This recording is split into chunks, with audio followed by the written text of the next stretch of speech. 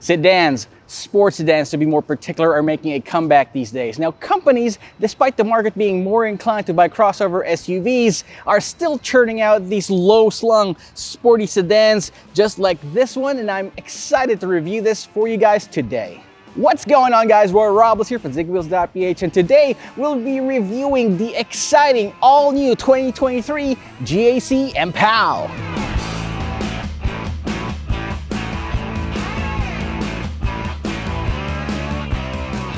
Now, heading over to the front end of the GAC Empow, you'd notice this really striking, elegant design. First of all, you got this huge piano black grille, but if you're worried about all those small rocks getting into the inside of the vehicle, don't worry, because the openings are only up top right here, just there for the look, and I really dig it. Now, you got this GAC badge up front, and right below it, what seems to be a front camera. Fortunately, that's blacked out, because what we have right here is the mid-grade GB variant of the Empow. Maybe in the future we can review the top of the line variant, but as what we have right here, it looks amazing. Chef's kiss right there. On the lower part of the front bumper, you've got this nice trim that runs across the lower part of the vehicle. You got these panels right here on the side. They're actual holes right there that helps with cooling the brakes. The GAC Empow also has LEDs right here. You got full LEDs. There are no fog lamps because of how current technologies work these days, where you actually don't need to have a fog lamp right there below. This GAC lighting technology actually illuminates the entire road, no matter how dark the road is. This front end is definitely something that you wouldn't be mistaking for any other car on the road. So if you start seeing this at night on your rear view mirror, I suggest you set aside so that you can appreciate the look of the entire vehicle. And it's probably gonna be in quite a hurry because of how this drives. I'm gonna talk about that later on. So let's take a look at the side. There are a few things that I want to show you guys that are really interesting. Now, as much as I love the front end of the GAC Empow, it's on the side profile that's where it's at. I mean, look at this. You got these smooth, subtle character lines that move right across the entire length of the vehicle. Those wheels are actually decked in 225/50 R17 tires that give it a little bit more comfort when going down the road. As you notice, it does have that fastback looking design. This is not a fastback. You can actually still open up the rear trunk right there without having to open the rear windshield. The side mirrors have this faux carbon fiber trim to it. It's got repeater signals, which is really nice. And yes, it's kind of low slung. If you're wondering why this is pretty big, this is actually one of the biggest sedans in its class today. And I love how much space you can get inside because of this. I have one particular problem though with that fastback design, which I'll show you right now. Now, before we head on talking about the rear end of the GAC Empow, there are a couple of features on this smart key fob that I'd like to show you. First of all, it has a remote start. So in case during those hot days you want to start your engine and start the air conditioning inside, you can do so. So you can turn it on with this button and turn it off as well.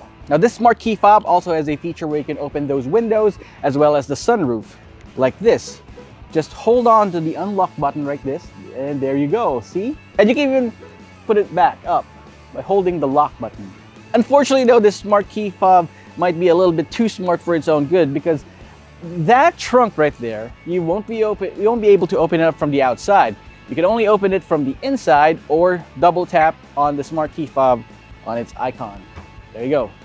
It opens up quite nice, quite large, but it's going to be quite a bitch for guards who are in the malls trying to open up your rear hatch. You're going to be fumbling or trying to open it up until such a time that they get used to this car. All right, so we're right here. Let's start talking about the rear end. Now, I told you that I got some problems with this fastback design right here. Although it looks good, looks quite fetching, it has some problems with opening it up and trying to put some stuff inside this rear trunk. Now, opening it up right here, you got a really cavernous space inside. Plus, you can even fold those second row seats down if you need even more space. They fold down in a 60-40 split configuration. But if you've got large items, the entry section of the trunk is pretty small and pretty shallow. So if you have large items, like if you want to put in your refrigerator inside, why would you do that? But you might want to do that, but it won't be able to fit inside here because of how small the opening is. Yeah, I mean, the loading floor is pretty low. That's fine, that's easy. But for larger items such as balikbayan boxes, it's going to be more difficult to put stuff in. But once you do though, you got a lot of space to play with. All right, but that's just one knock I have against this one. What you do have though is, let's start opening this. I can show you the tail lamps. Ah, there we go. See, you got full LED tail lamps. Wow, that looks kind of amazing. I like how the design works in a bow-like fashion. Kind of looks very Euro right here. You got four exhaust tips right there on each end, but no worries. This actually has dual port exhaust underneath there. I love how this looks, this really nice, subtle ducktail looking design, and I love how everything works in this GAC Empow.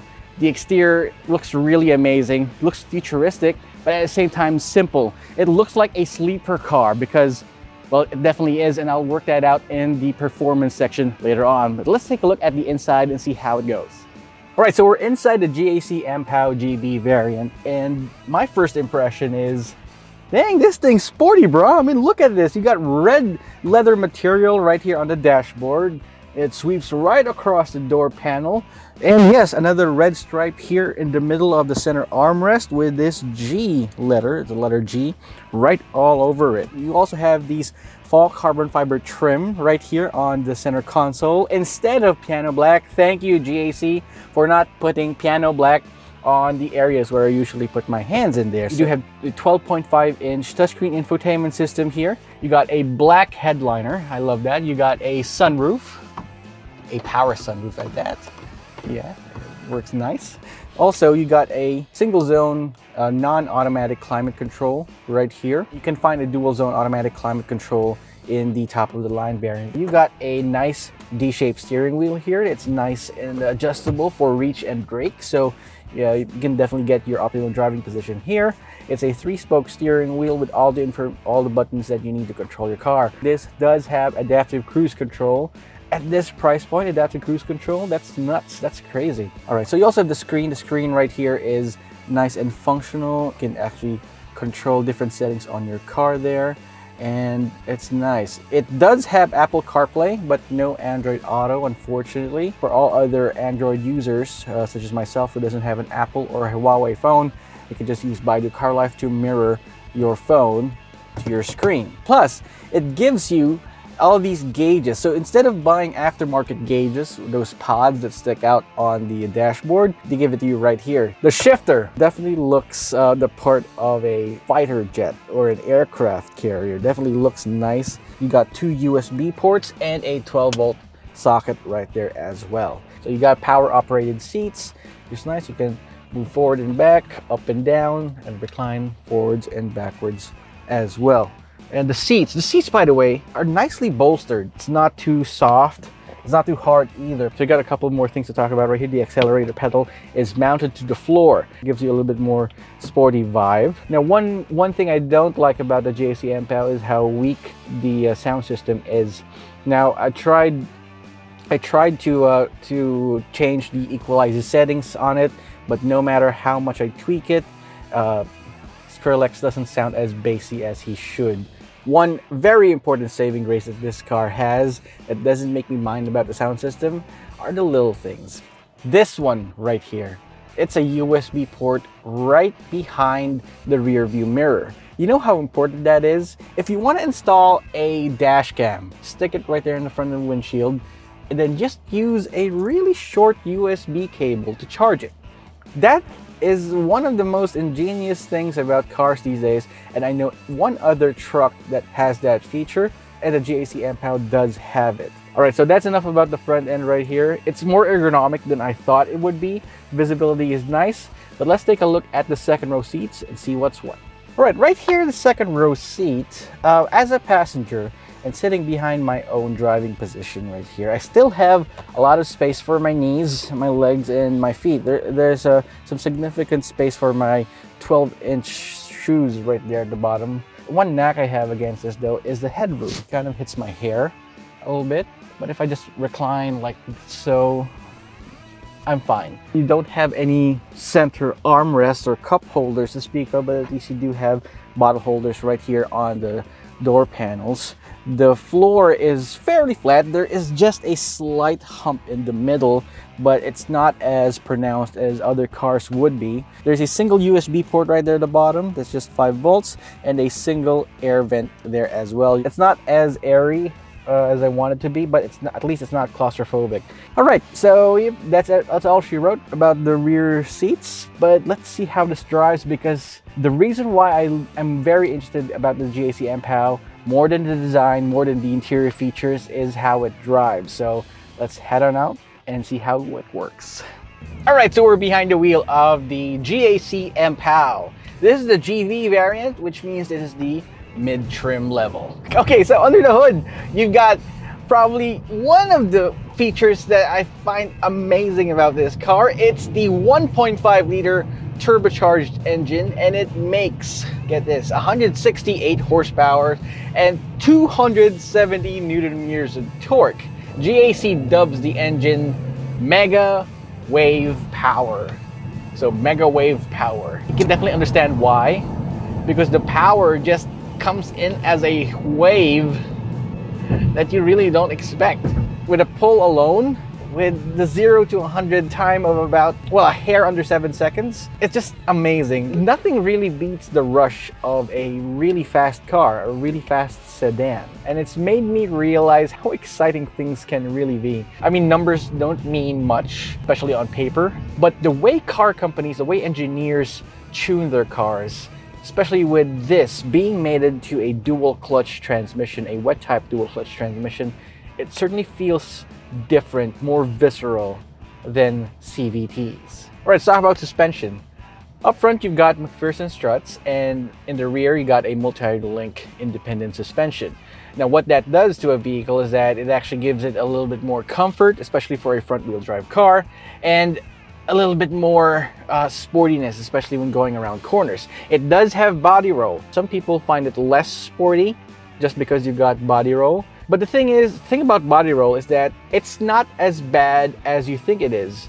I mean, body roll is something that, it's just physics. So we got multiple drive modes. You got Eco, which nerfs down the acceleration just a little bit and makes it a little bit smoother to drive. Then you got comfort mode. With comfort mode, it increases the acceleration characteristics just a little bit, but still maintains a more relaxed suspension system. Then you got Sport, which then stiffens everything up, and then Sport Plus. Sport Plus really makes sure that you've got all the power under the hood when you need it, and the suspension stiffens up just a little bit. And the steering too. See, the steering, by the way, wow.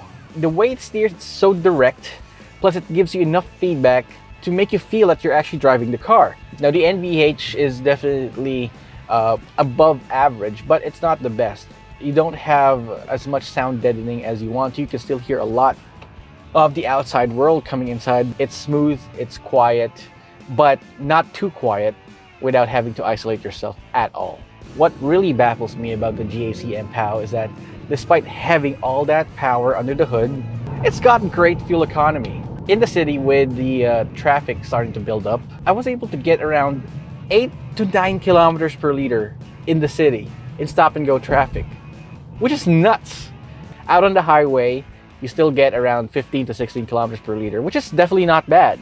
A lot of that has to do with the dual clutch transmission. So it actually makes sure that you have the right amount of power, you have the right enough engine speed at any particular moment that it has. So they tuned this good enough for it to be as economical and as powerful as it can be. So kudos to the GAC engineers out there who was able to find the right sweet spot on that. Safety features on this car is just next level. Now, at this price point, you really won't be expecting a lot, but GAC's got your back. It's got adaptive cruise control, high beam assist, forward collision warning, autonomous emergency braking.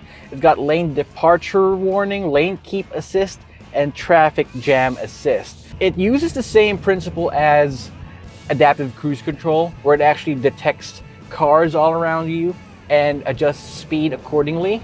So it knows if you're at a crawl below 45 kilometers per hour, and then would just move your car along in a traffic jam, making it easier for you to drive. I mean, I myself, I'm not as confident enough to trust the system completely, but in practice, it's certainly one of the more useful features that we have in this car, and the hits just keep on coming. It's got dual front airbags, it's got front side curtain airbags, it's got rear side airbags, it's got stability control, brake assist, you got hill start assist, electronic brake force distribution with ABS, you've got electronic parking brake, a tire pressuring monitoring system, rear parking sensors, and a rear parking camera. It's just one of the safest cars that we have at this price point. Pricing for the GAC Empow mid variant, the GB, starts at 1,215,000 pesos.